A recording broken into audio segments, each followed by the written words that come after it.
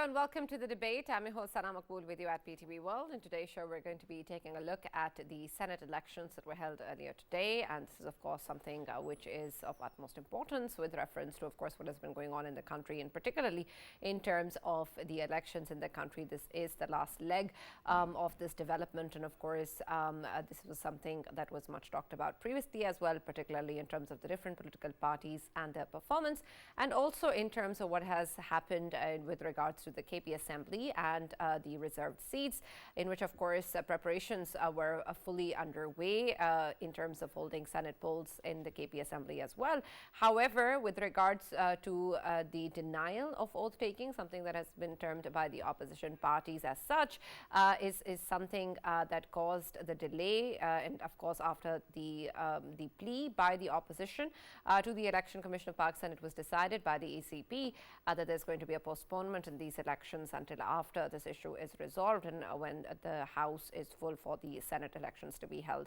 This is, of course, something that we've seen developing previously as well, with the opposition also moving the Peshawar High Court, which then later on said that this is something that has to be done.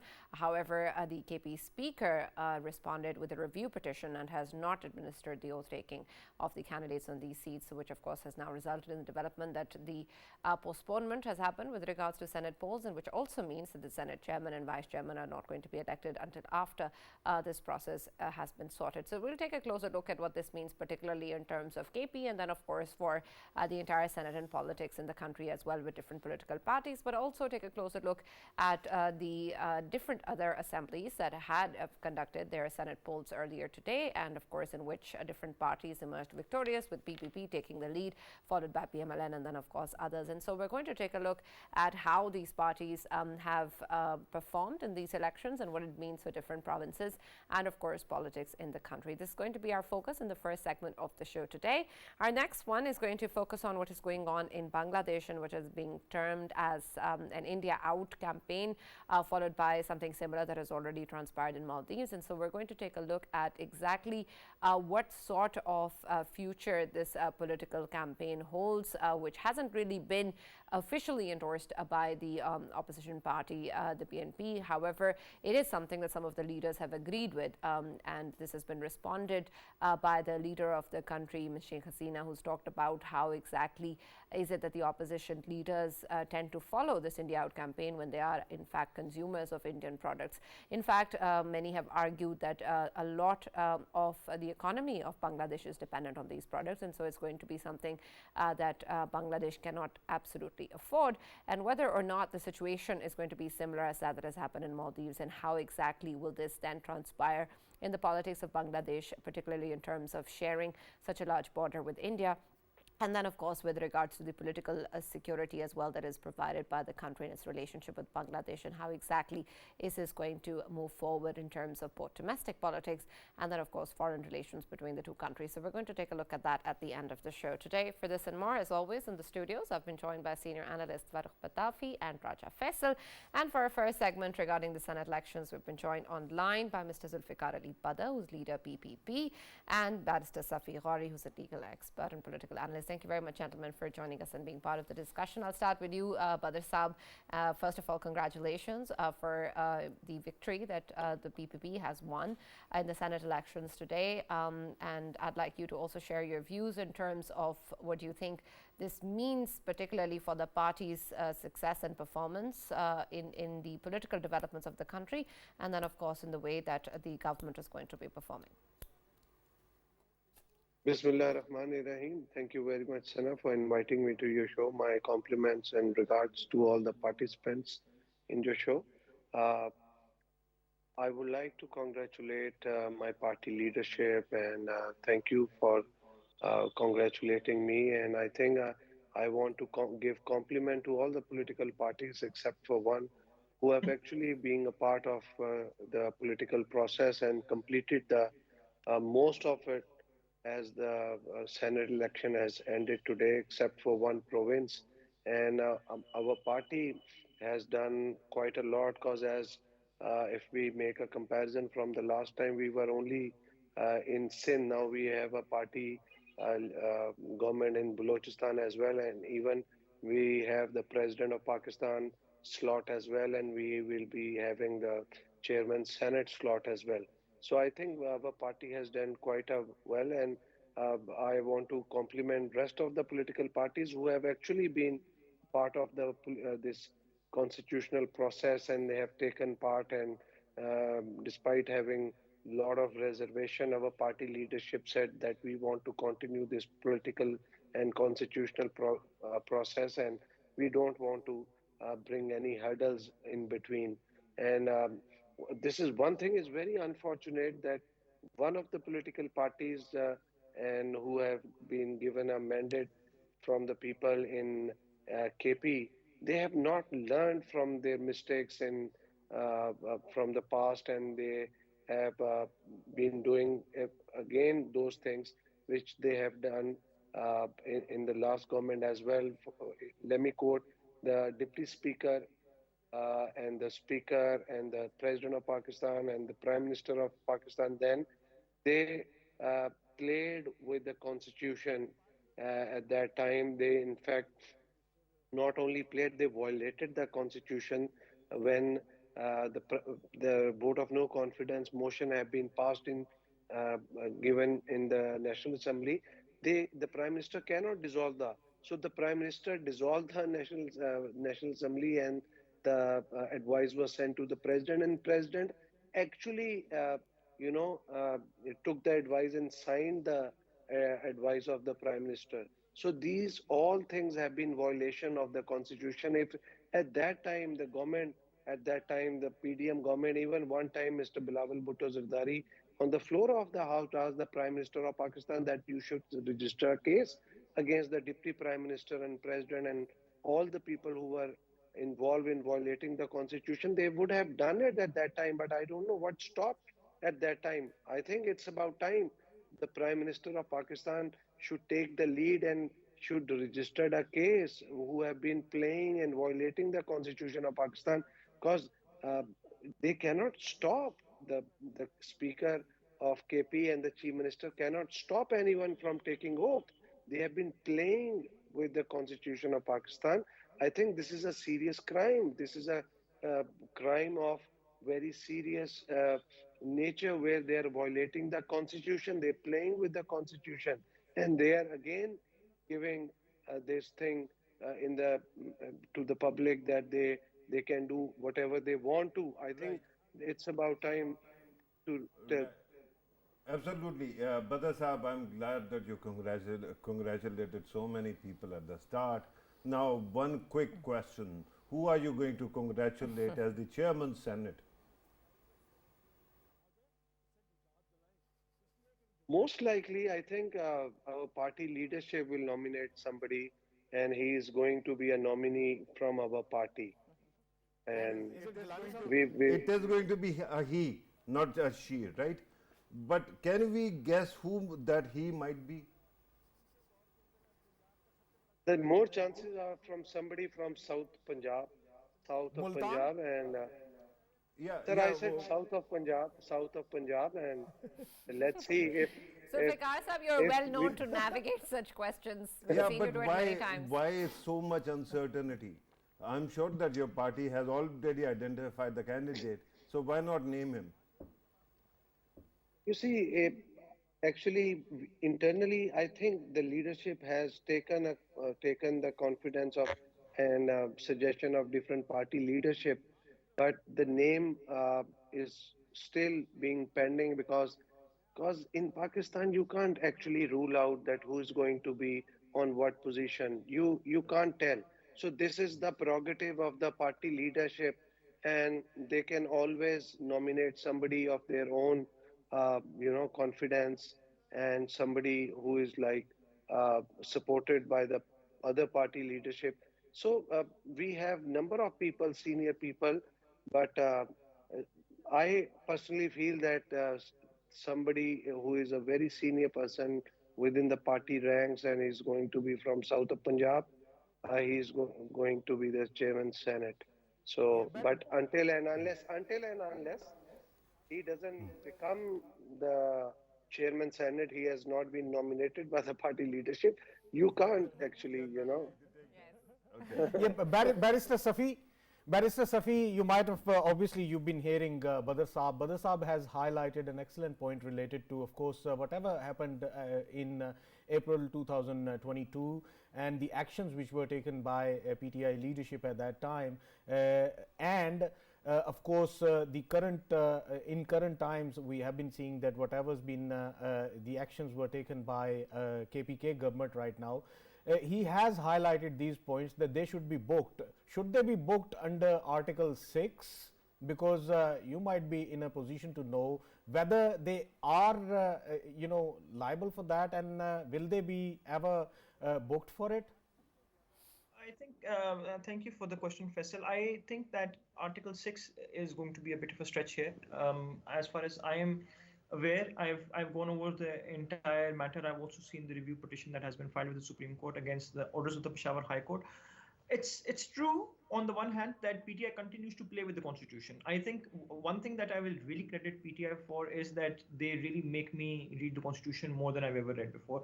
In fact, all the law students of Pakistan are currently perplexed because they keep coming up with things that have never happened before. So what we're seeing right now is unprecedented. It has never happened in Pakistan that some people decided not to take oath, and as a result, the Senate elections got delayed.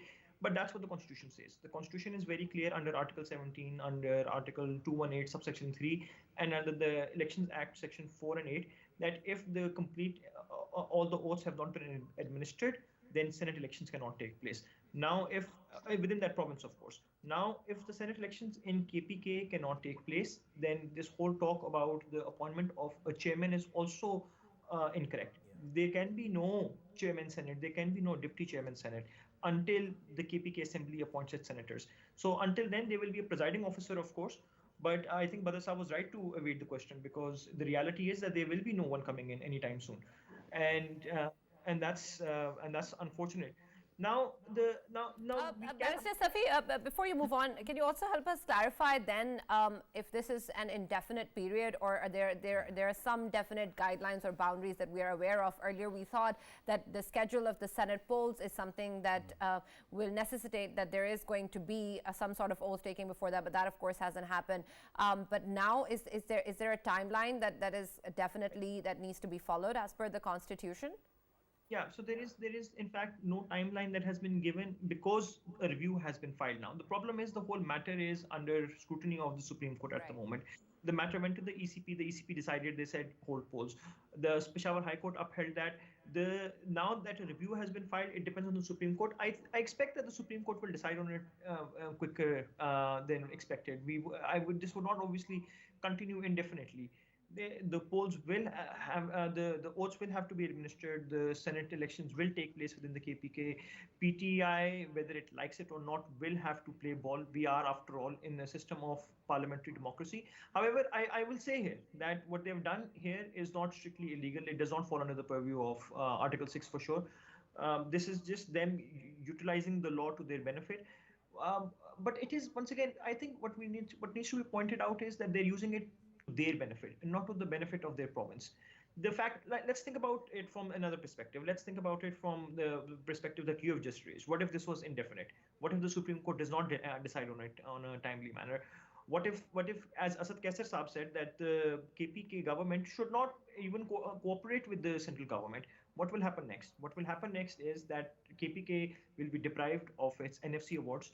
They will not get the share that they have to get because all of these things require a high degree of interprovincial coordination. Other than if you're not coordinating with the center, you will not be eligible for getting the funds that you require. And then what will happen? And KPK will yeah, Right, KPK continue. Yes, Barrister Safi.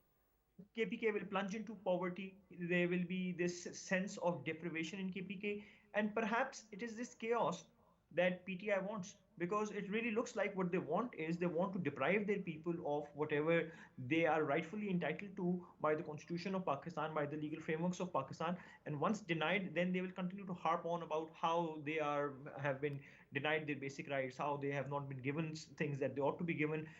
This is literally by playing lawfare with the central government, and then by doing so, by cashing in on this feeling of deprivation, incite them to commit ever more violent crimes. And that is perhaps their go-to strategy for continuing to impress upon the people this sense of victimhood. it's very unfortunate, but honestly, this is what it looks like to me at this stage. So really, as far as the KPK elections are concerned, as far as all of this is concerned, I would definitely want the people of KPK to ask their respective representatives why they got elected. Recently, the last time they got elected, they just dissolved the assemblies in the KPK. They dissolved the assembly in Punjab. They dissolved, they decided to resign en masse. So what's the point of getting into these elections if they're not going to participate fully in the system? Then they should just stay out like maybe the other parties. That actually, I'm glad that you actually spoke about dissolution of assembly last time when PTI was there. I wanted to actually ask you, I have a question regarding what could happen in coming days. If this continues indefinitely, can it potentially pose any threat to Khyber Pakhtunkhwa government? And if in case there isn't one assembly and it is dissolved, what happens to the Senate elections and what happens to the Chairman Senate elections? And also with regards to where we are standing today, whatever the resolution of this issue might be, will there be any sort of accountability or some sort of answers that need to be given by the KP Assembly or the KP Speaker for not taking oath of on these reserved seats? And of course, if we look at the decisions coming from the Constitution Avenue, can we expect a Constitution Avenue's decision in terms of if there is a administrative failure in the KPK government, then we can say that things would head towards a governor rule? Barrister Safi, I'd apologize for throwing so many questions at you, but you know better since you're a regular at our show, so I'm not going to. By the way, they are more or less the same questions, so go ahead.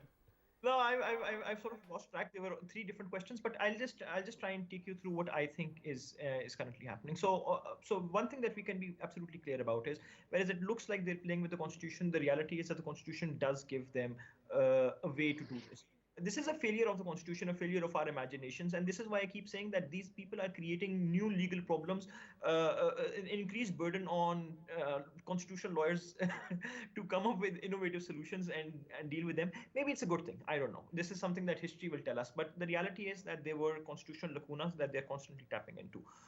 The Supreme Court will, of course, decide. If it does not decide, let's just go towards that route. If the Supreme Court does not decide on it at a fair time, like I said, what's going to happen here is that the KP Assembly will continue to be deprived of what it needs to get, which is the NFC awards in the coming days. That's what it's really about. At the end of the day, the Senate will continue to function. They'll select a presiding officer. What will not be a chairman Senate, will not be a deputy chairman Senate, just somebody who's elected as a presiding officer to conduct ad hoc legislative functions. So the Senate will start legislating. All other provinces will be legislating. Only KPK will not be legislating. Only KPK will not be representing its people. Only KPK will have the kind of problems that we would not be seeing anywhere else. And as a result of that, KPK will not get the funds it requires. So this is what it gets. But this is the end goal. This is the end of it all. The fact that they will not be able to function in a proper manner. The government then might be forced to take some extra constitutional measures like Governor Raj. Not that I would want that. That's also completely illegal. But if the province starts descending into absolute chaos and anarchy, we don't know what's going to happen next. So I hope that answers the questions. If there is something around it, maybe I could help clarify it a little bit better, because there were a series of questions and I don't quite remember how all of them went. No, you have answered more or less everything. Right. Yeah. I wanted to go towards Zulfikar Saab with the same question related to... Will you allow me to actually, very quickly add in a snippet, and then you can go wherever you want to. Barrister Safi actually said that thanks to PTI, we are reading Constitution more and more. And that reminded me of a speech that Tazaz Hassan gave in the parliament when 2014 Dharna was taking place. And it was about, a story about a son who was unruly son, never respected his mother. And then one day he is actually caught by police and mother is called to visit him. And there he is being beaten by police and he is crying out, Ma, ma, ma, mother, mother, mother. So mother says, Sadke Java Thanedara, Amri te yaad kara deti hai. That means, thank you very much, Mr. Constable, that at least you have reminded me of his mother. So I think that at least we are reading more constitution, which is good thing. Yeah, Zulfikar Saab, talking about negotiations with the KPK government, we have seen that of course People's Party is a party that never shies away from negotiations rather than going into the extreme positions. So can we expect that People's Party would play its role in talks with the KPK's government rather than going ahead towards of course, putting the governor rule out there? Pakistan People's Party is always out to talk and have a dialogue with any of the political party or any political force. Uh, can you hear me? Yes. Yes, we can. Go ahead. Okay, so Pakistan People's Party, if required, because this is going to be a call of the government, sitting government, the national federal government, who should be in talks with the provincial government, and they should whether talk through the governor or they can send some, committee of federal ministers to go and have a talk with the chief minister, or they can, have a talk. But if required by a Pakistan People's Party to play a role, Pakistan People's Party will always be all out to come in and play a role of a bridge and to sort out the constitutional, democratic, legal, any issues between the political parties. But it is very necessary and required that both the sides, they should be coming on the table and willing to talk. If any of the party is not willing to talk, Pakistan People's Party cannot, play its game. So People's Party has to play the neutral and the role of a bridge. People's Party believes in dialogue, and People's Party believe that all political parties should sit together, and they should, as the stakeholders, as a political force, they should sort out the matters of the country for the sake of the people and the state of Pakistan. And Badr Sahab, congratulations for that high-mindedness. But given that you have also pointed out that there is always a possibility that the other side is always going to be confrontationist. So hypothetically, is People's Party going to support any solution which involves dissolution of Khyber Pakhtunkhwa government or the assembly? You Because see, you're if part of the the first coalition. thing, the thing is, the first to resolve the issues and to sort out the problems between the federal government and to resolve the issues within the KP province. I think the federal government should take an initiative to go and talk and try to sort out or resolve whatever issues they have, because it's very important that I think it's a matter of egos, that both the sides have to kill their egos and go and sit. And it doesn't matter because the federal government has to play a role of a big brother, and big brother can always go to the younger brother and talk and sort things out. So if the federal government goes and talks things out with the provincial government and see what is their problem, because they are using all those legal and constitutional tactics where they can delay and can bring hurdles and barriers within the system, like they are stopping the oath of the reserve or for the reserve seats, and because of that seats the Senate election cannot be done within the province, and that is actually harming the whole system. The actual Senate chairman and deputy chairman Senate election cannot be taken place. So everything is related to other thing, and the whole system is interrelated. So somebody has to take the initiative, and I suggest and I feel that the federal government should go and sort out the issues. If that issues is not resolved, and Supreme Court tells them to go and let the people on the reserve seat should take the oath, and still it's not taken, they don't follow the orders of the Supreme Court, and still they bring some hurdles, then I think it's about time to take a strict action for the speaker or deputy speaker or chief minister to, you know, uh, give them a strict punishment from the court. Because otherwise, this is going to be a long playing game. Nobody is going to stop at any point. Whosoever will come and they will try to come up with new excuses, new reasons, and new, barriers, and they are keep on playing with these things, and the system has to move on. It's about time that. Zulfikar Sahab, you have rightly pointed out that, of course, People's Party is not part of the federal government, but But is it the government is backed by People's Party, number one, and number two, the head of the state actually hails from within People's Party. So, do you not have any onus when it comes to, of course, negotiate with the KPK and KPK's government for the larger interest of the country itself? As I mentioned before, Pakistan People's Party will be all out to go for any kind of dialogue or negotiation to resolve any issue. But my suggestion and my thinking is that it should be the prerogative of the federal government to take the lead. But in case they want their allies party who have supported them to uh, stand on the government to run the government with the support of that party, which is People's Party, if they require, People's Party should come as a part of the delegation who are going to talk to the KP. I don't think so. People's Party is going to say no to it. And the President of Pakistan, Mr. Asif Ali Zardari, is a symbol of reconciliation, and he is always out to talk and renegotiate and reconcile on the issues and problems and sort out the issues. So he is right there whenever it's required. But the federal government is though taking the lead, so they should take the lead and try to sort out the issues. There is no doubt that People's Party has given the support to, back the leader of the house and to make this and to form this government.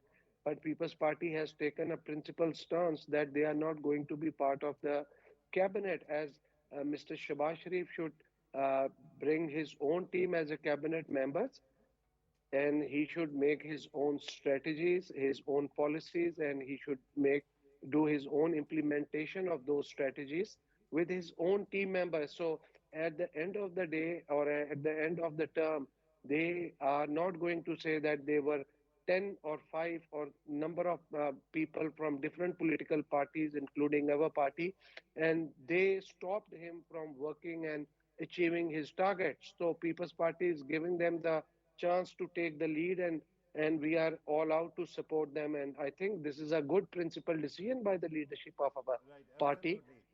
Absolutely. Absolutely. Saram, very quickly, this is actually what the policy that he is mentioning has a name. It is called plausible deniability.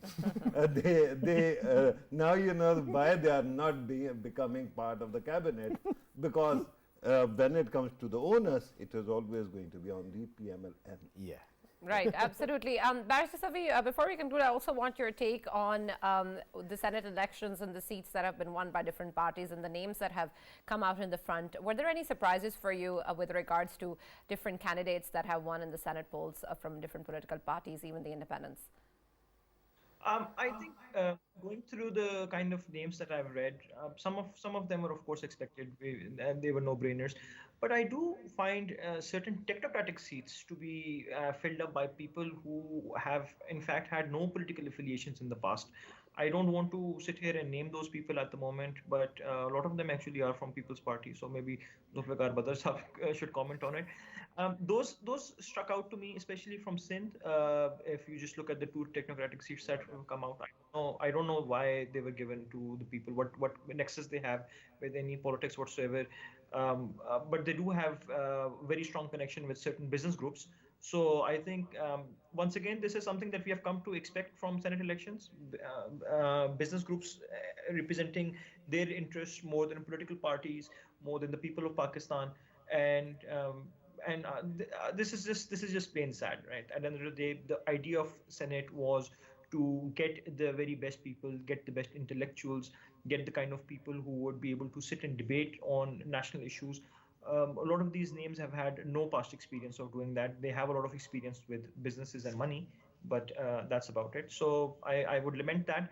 Other than that, nothing that is particularly different from the previous Senate elections that we have had. We have unfortunately always had these buying and selling of Senate seats. So that seems to have Right. continued for sure. Right. Zulfikar sir, do you have a response to Barrister Safi? I think Barrister Safi has given his a good neutral opinion, and I don't want to give any comment on this. I respect his Neutral, to be Badr fair. I Sahib, you are respect so his good. Zulfikar Saab will love you. We love you You're for so that. good. Okay, he's going to declare his love, but I was telling you, you're too good on television. Okay, go Seriously. ahead. Sir, that's kind of you. That's kind of you. And I see a foreign minister in you for the future. Thank you very much, Sorry? Zulfikar Saab, for joining us and being part of the Thank you. discussion. Thank Barrister you. Safi, I'd request you to stay with us for the next segment as well. But before we conclude this one, Farrukh, anything you'd like to add? Yeah, two or three things, Sanam. Of course, whatever ruckus that we have seen in Khyber Pakhtunkhwa, that is going to play out in coming days, and it is definitely having a negative impact on the territorial house. But apart from that, two things haven't changed, and one thing has. One thing that hasn't changed is money. The rich actually rise to the top. And we have seen, with the exception of a few poor ones or people who are from working class, who are nominally included, most of the people who have gone there are rich. The second thing is the interesting number of people who have actually been elected as independents, who have actually very comfortably walked in. So there is some kind of power, nexus here as well. The thing that has changed is after the merger of ex-FATA with Khyber Pakhtunkhwa, the number of seats have been shrinking, and finally we have got a new number that is 96 seats in total, and that is what is going to remain, even though in the past, because of those seats and so many others, the number had exceeded 100 and it had gone to 104, 108, but now it has come down to 96. All right. We're going to now talk about our next segment, which is going to take a look at what is going on in Bangladesh with the India Out campaign, and of course in the region as well, with reference to the campaign that was earlier held in Maldives, and what is going on in terms of the way that this is going to impact domestic politics and of course relations between the two countries as well. And Barrister Safi, I'll first take your opinion on this with reference to the comparisons that have been drawn with Bangladesh and this India Out campaign, and then of course what has happened previously in Maldives. Do you think that this is a comparison that can truly be made, or do you think it's significantly different from each other? Narrative that they're being propped up, or the fact that they're taking place, are exactly correct. Firstly, India has had a very strong history of hegemony. In fact, it does not try to hide its regional desires for becoming a regional imperialist either. We know for a fact that in, for instance, the Maldives, they've had a long history of supporting coups or trying to vanquish different political resistance movements. The troops were stationed there. Maldives was entirely reliant on Indian troops, and India took advantage of that. So now that the new president Mohammad Moise was elected, he was elected solely on the protest and the slogan that he will kick India out, which he has successfully managed to do. Now, the same thing has happened in Bangladesh. Sheikh Hasina just won a very dubious election, and once again, the opposition wanted India out. The kind of problems that have been taking place within Bangladesh for a very long time can be attributed to the kind of Indian interference that is going on within their borders. Indian troops constantly monitoring the streets of Dhaka. It's abysmal in both places. So there's no doubt about the fact that the movements are homegrown. They truly reflect the sentiments of the people. But the reason why I really want to sort of narrow this down here is it's a larger play here, and that is the Chinese involvement here. So China is the one country that gave Maldives military assurance. As a result, Maldives was able to get rid of their Indian independence. In the same way, now we see an increased Chinese presence in Bangladesh, which is meant to counter India. Now, what's happening here? It's sort of very important to understand the general geopolitical play here. There's a place called the 9-degree line. This is just above Maldives and right below the Andaman Nicobar Islands of Lakshadweep. India, for the first time, has decided to station its naval bases there. As a result, all of the Chinese trade, and that's 50% of the world's trade, that passes through those 9-degree straits, fall under the exclusive economic zone of India. And India has the potential now to choke Chinese trade and basically deprive China of any kind of goods that are going through it, since CPEC is not fully functional at the moment. So India, having cashed in on that asset that it has, China had to then strengthen its string of pearls theory. So in the string of pearls, China already had Pakistan, it already had Myanmar, it already had Sri Lanka. Now it looks like China is adding Bangladesh to the list as a counter. So what I see is extremely interesting geopolitical chess being played here, and India made a move which was very controversial, setting up a naval base in Lakshadweep, Nicobar, and Andaman. So China has now done something that is also going to be controversial, which is trying to replace Indian presence in Bangladesh and surround India wide the string of pearls. Once again, obviously, I'm sure that you already know about the Indian grand military strategy to contain China, which is known as the necklace of diamonds. So both of these two necklaces and strings, we see this very, very interesting international battle going on. And honestly, this is a treat for our times. Something that I would definitely keep an eye out at all times for. Right, absolutely. Devoid of the China factor as well, if we talk about the kind of boycott that is being also mentioned in terms of Indian goods in Bangladesh, do you think that that is something that the country will be able to afford and will actually even implement, considering that it hasn't even been officially endorsed by the BNP yet? 100%. I think so. So here's what it is, right? At the end of the day, what's happening in Bangladesh is actually kind of shocking, because we see them becoming very how do I put it, dictatorial in the way they are dealing with it. Sheikh Hasina, who's very pro-India, has lashed out at the public and started saying you should burn your saris if you're against India, as if that has anything to do with India. I don't even understand why she said it. But the problem here is that we see absolute nepotism, and then we will see a very natural reaction to such nepotism. The Bangladeshi public is not absent-minded. They can see what's happening. They can see, especially at the time, another important issue to raise here is the issue of Israel and Palestine, and how lax Bangladesh's stance has been. And this has only been because, once again, they don't want to upset India, which is strongly in support of Israel. So the fact that Bangladesh cannot pursue any independent foreign policy, cannot even have independent domestic policies, is going to eventually, at some point of time, upset the Bangladeshis. And an economic boycott is just the very tip of it. So I strongly believe that this is going to play through. Right. Thank you very much, Barrister Safi, for joining us and talking to us regarding this. Faisal, I'd also take your opinion with reference to, of course, how the people of Bangladesh also reacting to this sentiment. There is, of course, what the opposition leaders are saying, and some of course, this campaign is being backed by them. But in terms of what we see as the history between the two countries and the sharing of the borders as well, and of course, other factors as pointed out by Barrister Safi, do you think that the people of Bangladesh domestically will also support their political leaders in such a campaign? Yeah, Sana, obviously, if we talk about both of the countries, earlier you mentioned about the Maldives as well.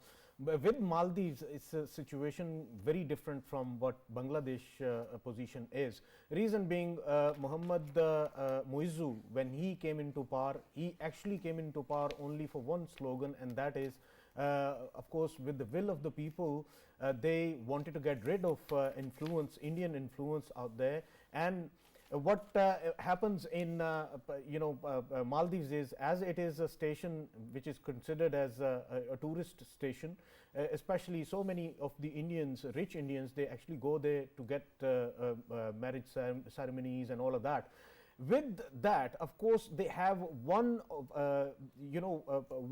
helipad which is being used by the Indians, which was being used by the Indians, and of course they have been ousted from there. They have been transporting illicit businesses. That includes, of course, drinks and alcohol and all of that, whichever that is banned in Maldives. It was actually taking place just because of Indian military presence out there. And even, I would say, I didn't want to name it, but prostitution was actually being conducted by the Indian military presence out there. So this was the level of Indian military presence in there. That is why they wanted to get rid of it. And when we come towards Bangladesh, situation is very different.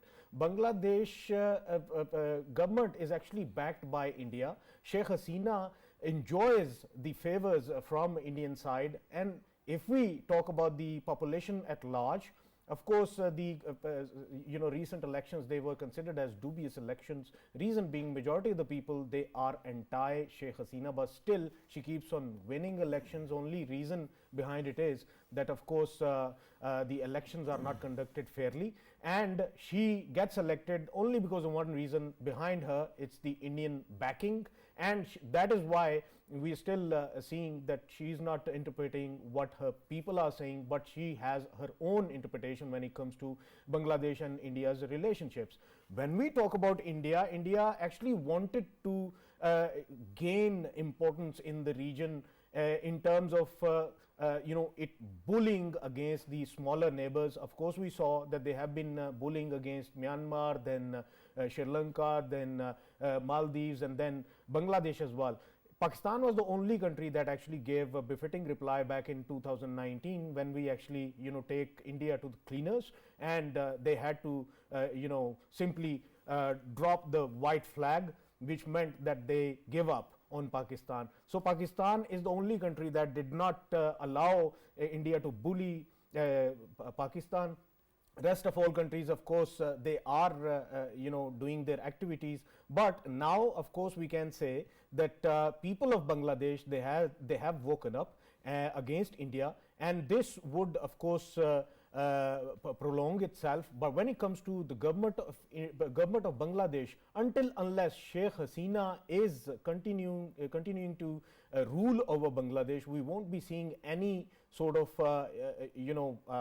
backlash coming towards India. But when it comes to the people of Bangladesh, they verily sort of hate Indian products, and they are going against it. All right. Farrukh, does any of this have any major significance for India, especially in terms of the way that the region is being talked about, how the countries around India are going against it or coming out with such campaigns, the Maldives or such campaigns in Bangladesh? What does this mean for India? Right, Sana, I think that we need to talk about sociology and economics of hostilities, both in Maldives and as well as in Bangladesh. Maldives is the world's lowest lying country, right? And it is gradually sinking. Not too far back in the past, they actually sought some kind of space, land that they could acquire within India, so that they could actually migrate their population there, right? India did not cooperate, and of course there is going to be hostility there. That hostility will continue to grow, because now they are in the middle of what was being said, this China-India, Cold War that is going on, right?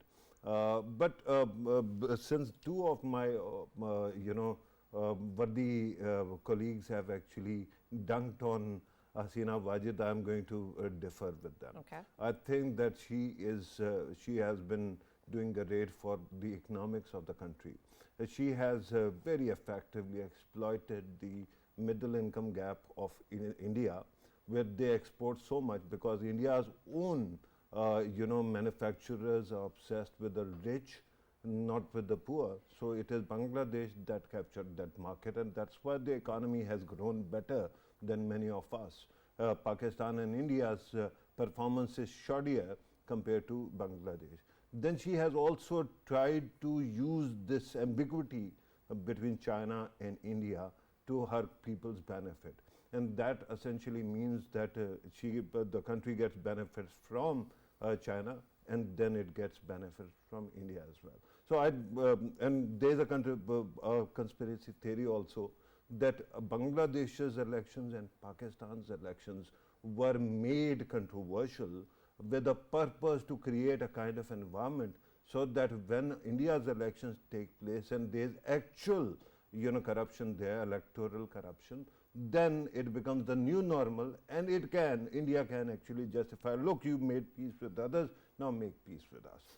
But there's another very interesting thing that one has to talk about, and that is India's predatory economics that is going on. Remember, there was a time when you used to talk about Western colonization, and Western colonization was called Coca-Cola colonization, that Coca-Cola and multinationals actually go in. Now there is an Indian version of that. It is called Adani and Ambani colonization. Adani has repeatedly been promoted by Indians from Israel to Middle East and Central Asia and whatnot, Australia as well, where they actually enter into the market with their very exploitative policies. In Sri Lanka, when the crisis was over, who went there and actually settled the electricity projects? It was Adani. In Bangladesh, after what was seen, what happened in Sri Lanka, Bangladesh also went to IMF. And do you know what did IMF do? IMF's team came and they negotiated on behalf of Bangladesh to get Adani's electricity, coal produced electricity from within India, that goes to Bangladesh, and then force the Bengali government, Bangladeshi government, to increase the cost of electricity, right? This is how India is trying to physically control other countries. And because of that, there is going to be an anger against such forces. But my humble submission is, if there was need for such a movement, it should have come before the elections, not after the elections. Because now you have a five-year term, and there, Hasina Wajid is very deeply entrenched. And I think that with the kind of pressures that she is facing, she will have to actually start leaning towards Americans, because if Modi and his government actually survive this election, which I seriously doubt because of electoral bonds, but if they do, they are going to be more exploitative, and Bangladesh will find it difficult to breathe. So there is this kind of context as well, but again, Hasina Wajid is being the good cop, and the opposition is being the bad cop. And it is again for the benefit of Bengalis, nobody else. All right. Thank you, Farrukh. Thank you, Faisal, for joining us in the debate. As always, that's all that we have time for. We'll now see you tomorrow.